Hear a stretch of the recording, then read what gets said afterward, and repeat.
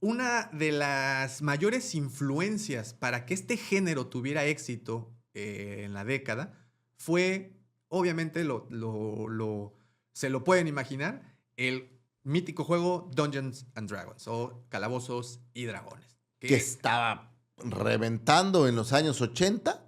Tenía todo yo creo que todo Estados Unidos, no sé qué tanto Europa, obviamente no tenemos tanto contacto, salvo a lo mejor un poco España, pero nunca he sabido qué tanto fue la influencia. Lo que me queda claro es que en Estados Unidos en era Estados Unidos súper fue popular, ¿no? una oleada tremenda de, digamos que de los últimos 3, 4 años de los 70, a partir del 77, 78, y durante la primera mitad de la década del 80, fue el juego más vendido que hubo. Y esto pues trajo elementos que se empezaron a utilizar en, en las películas. O sea, elementos como magos, dragones, espadas Dragones, mágicas, los los reinos, bárbaros o estos caballeros, reinos medievales. O sea, claro. todo ese lore nos lo trajo el juego, Que también un que poco sale de una la parte. explosión que seguro venía también por ahí de algunos juegos que empezó a ver más adelante, o para cuándo teníamos ya Ay, la historia de Lucy Fagor, a veces yo sé que puede sonar más sosa que la fantasía,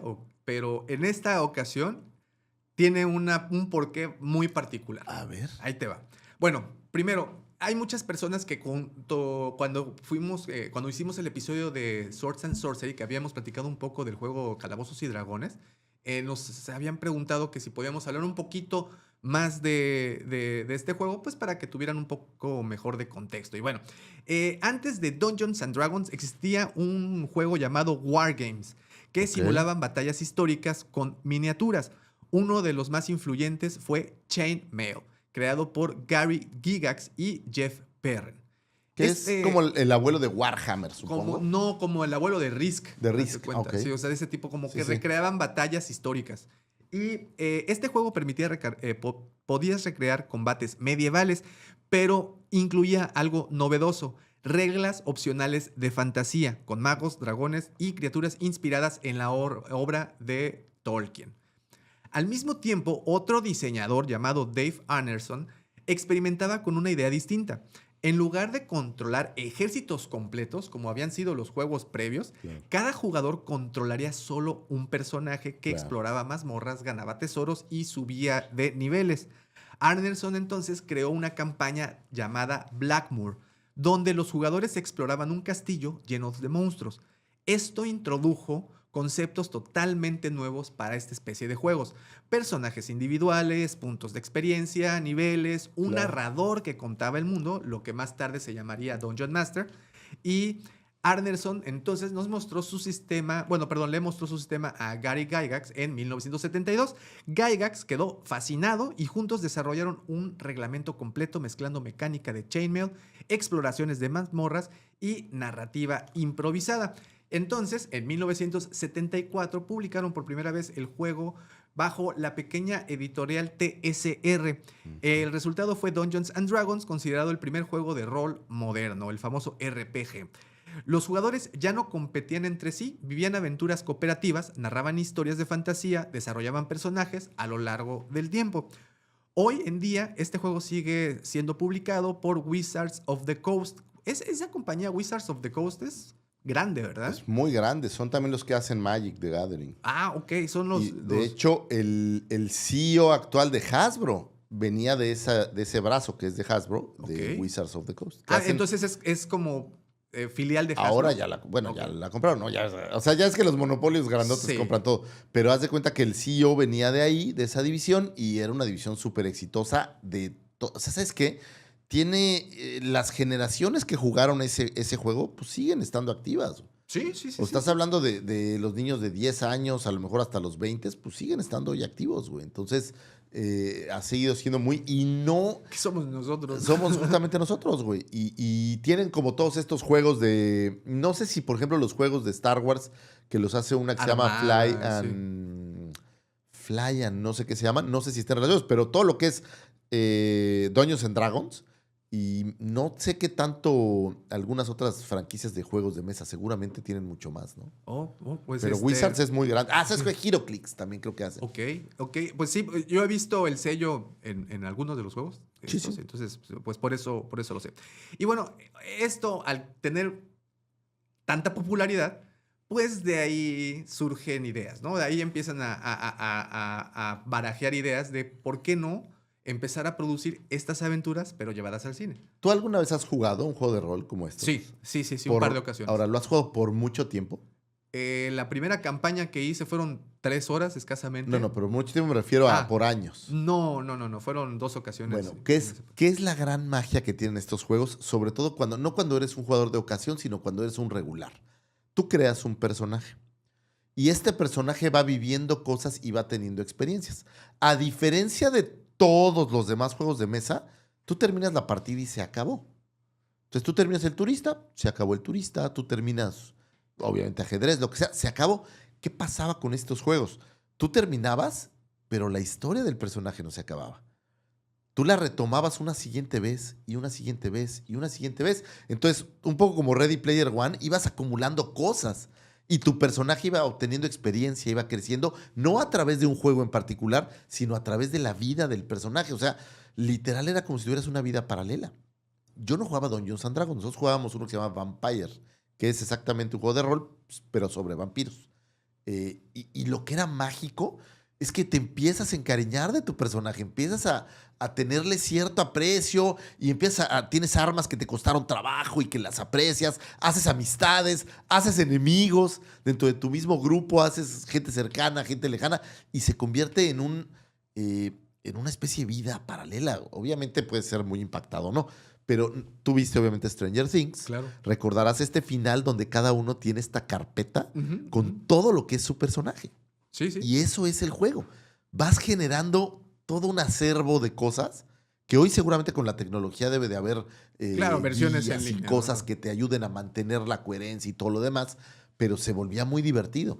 Y por ejemplo, el día que fallecía tu personaje, pues era verdaderamente Era triste, güey. triste. De Pues, verdad era triste. Por eso creo que fue pues tan... y gracias creo que a esta profundidad del juego y todo lo que generaba, pues yo supongo que era un campo muy fértil para poder echar a andar estas ideas. Y creo que por eso, durante el periodo que la fantasía tuvo éxito en la década, Ahora, yo no sé si en estos tiempos, por ejemplo, sea mucho más difícil para los chavitos, porque lo que tienen estos juegos es que te tienes que concentrar y tienes que imaginar. El juego trata de imaginar cosas.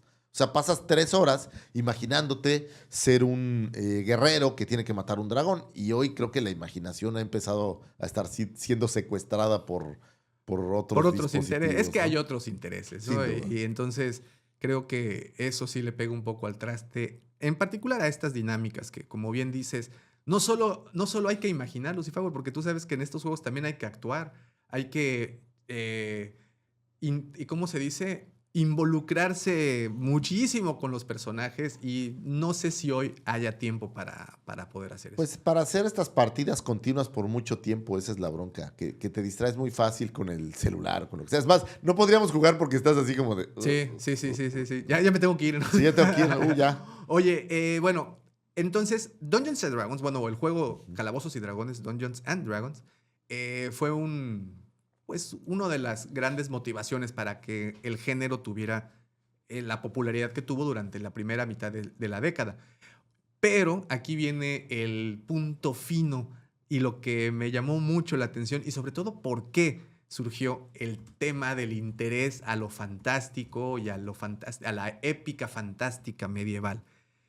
Y es que las influencias de Tolkien son muy evidentes en todos Claro. estos juegos, que fue de los primeros autores en generar los mundos, estos grandes Claro. mundos fantásticos. Bueno, ok, aquí viene, esto parece sacado de un análisis clínico del por qué surgen las cosas. En 1965 en Estados Unidos aparecieron ediciones de bolsillo muy baratas de los libros de Tolkien. El Señor de los El Anillos. Señor de los Anillos de la Comunidad del Anillo y del Hobbit, ¿no? y del Hobbit. Bueno, el Hobbit es chiquito por sí. De hecho, esos libros baratos, esas baratijas, que ahora son coleccionables, las pueden encontrar, son de Valentine Books. Esa es la editorial. Ok. Por lo barato de estas ediciones, llegaron directamente a librerías pequeñas, a bibliotecas estudiantiles y a campus universitarios. ¿Ok? Entonces, esta lectura empezó a circular y empezó a volverse Hacerse popular. popular, claro. Estas ediciones todavía tuvieron un poquito más de popularidad por una razón, la razón típica de que cuando eres artista y pues en vida te va de la fregada, pero te mueres y uy, ya eres famoso. Pasa más veces de Bueno, las que crees. no es el caso de Tolkien porque pues, Tolkien sí tenía Oye, güey, pero es como la película prestigio. Descubriendo a Tolkien, es aburridísima, Es muy güey. Ahí sí aburrida. no se midieron. Es muy aburrida. Tú no manches, vamos a ver cómo se... Nosotros les prometemos que el episodio que le dediquemos a Tolkien vamos a tratarlo de hacer un poco más entretenido Sí, que, sí, sí. que eso. Bueno, aquí viene lo interesante. Llega en los 60s, llegan a las universidades libros de fantasía. Ok, vamos a hacer matemáticas. ¿Qué pasaba en las universidades en los 60? ¿Qué pasaba en los dormitorios de las universidades de los 60? LSD, ¿te dice algo? LSD, ¿qué tal un poco de marihuana posiblemente? Un poco, a lo ¿O qué mejor tal algún- hongos alucinógenos? Bueno, yo sé que estas palabras vamos a tener que censurar 60s, algunas cuantas. no sé qué tanto habrá algunos otros opiáceos. No, pues... Acuérdate que la guerra de Corea pues, estaba por ahí. Mira, bueno. teníamos un catálogo muy amplio de sustancias que expandían tu conocimiento y tu Tu mente. conciencia y todas esas mamadas de hippie. Bueno, se empezó De hippie. a volver pues el tema dentro de las universidades, pues, güey, el Hobbit y el Señor de los Anillos es una pachequeado Sí, sí, mi carnal el Hobbit, porque seguro había un brother que era el Hobbit, es ¿no? el mismo motivo por el cual encontraron una tercera o segunda lectura, perdón, al Mago de Oz en los 70s, güey. Sí, El claro. Mago de Oz era una película, es una historia bellísima, pero de repente, cuando alguien decidió mezclarla con sustancias... Sí, sí, sí, ¿no? Y luego le pones un disco de Pink Floyd, pues Ajá, agárrate, no Guadalupe. mames, es que el director del Mago de Oz estaba en Sí, contubernio claro. con David Gilmour y con Roger Waters y pues Simón. dijeron que íbamos a... Él en 1940 iba a hacer algo que estos güeyes iban a aprovechar. No mamen. Pero bueno, ¿Alguna vez habrás, digo, yo nunca he hecho el experimento como tal, ¿no? De poner es que Dark curiosamente, Side of the Moon sí puedes encontrar una sincronía. Sí la hay. O sea, sí, no sé si Pink Floyd, la banda, planeó esto, no lo creo. Yo creo que esto fue más producto de un dormitorio en una universidad. Sí, que la encontraron así. Porque, ojo, cuando ya te dicen hay esta sincronía, pues ya estás listo para verla, aunque no exista, ¿no? Tú O ves sea, las formas de no, las claro nubes. que Güey, está ahí tú la le encuentras sincronía. formas a las nubes, ¿no? Sí, O sea, claro. tú le encuentras formas a las nubes y yo creo que esto es muy parecido. Y esta matemática, entonces, estamos de acuerdo como este pequeño sector de la población hizo que se volvieran entonces libros de culto, libros de mamador. Sí, claro. Estamos de acuerdo, bueno, ¿no? pero espérame. No, no el son Señor libros de de los mama, Anillos. no, son libros de ¿Sabes mama. cuándo dejó de ser de mamador el Señor de los Anillos? Pues cuando Cuando Peter Jackson hizo las películas y todo el mundo, güey, no mames, ¿tú no has leído El Señor de los Anillos? No mames. O sea, Ahí retomamos. cuando veas la película te vas a dar cuenta, Ahí güey, ¿no? retomamos la mamación, ¿no? Y luego estás en el cine y alguien decía por ahí, no manches, pues como que ya se acabó, ya no entendí. ¿Por qué se quedan ahí solos en la montaña? Pero bueno, entonces, ¿cómo este fenómeno en la universidad vuelve a un libro de este tipo de culto? Y te decía, cuando un autor o un pintor o un artista fallece, pues de repente sus obras se vuelven famosas y se vuelven más cotizadas. Pasa mucho. Oigan, culeros, ¿por qué no se las compran cuando están vivos? No sean cabrones. No Hay sean que así. apoyar el arte, güey. ¿no? Lo malo es que ahora compras arte y dices, para cuando se muera, y Ah, luego huevo. se muere y no vale nada. Puta. Pero bueno, en 1973 fallece Tolkien. Y pues como te podías imaginar, tuvieron un reboot, un boost, perdón. Revamp de- Revivieron la popularidad. Pero ya venían con esta aura de libros cósmicos. Yo de me libros acuerdo que de cuando yo culto, iba en güey. secundaria era como una leyenda urbana, güey. Los libros de... La gente que había leído El Señor de los Anillos era como de otra cepa, no era... Sí, sí. O sea, no era cualquier geek de cuarta, güey. Tenías que ser cierta... Pero sí había como, ay, ¿no has leído El Señor de los Anillos? Ah, no mames, ¿cómo no lo has leído? Entonces, es por eso que una obra escrita muchos años antes, muchos años antes, pues retomó esta el interés de un sector de la población por los temas fantásticos. Y combinado con el Dungeons and Dragons y todo lo que ya platicamos, pues era como muy... Era obvio que iba a ¿no? estallar el Que género, en ¿no? algún momento iban a surgir películas con la temática. Claro, y también estás viendo que el consumo se decanta por... Fíjate, ay, cabrón, el consumo se decanta, güey. Ahora sí me sentí hasta como erudito. Sí. Que el consumo se decantaba por este tipo de temas y fantasía, que también estás hablando del horror y estás hablando o sea, no solo de la fantasía como la historia sin fin, sino había mucha fantasía en el aire de muchos tipos, ¿no? Lo que ocurre, creo, es que pues ya había herramientas para poder plasmar esas ideas que antes era muy complicado.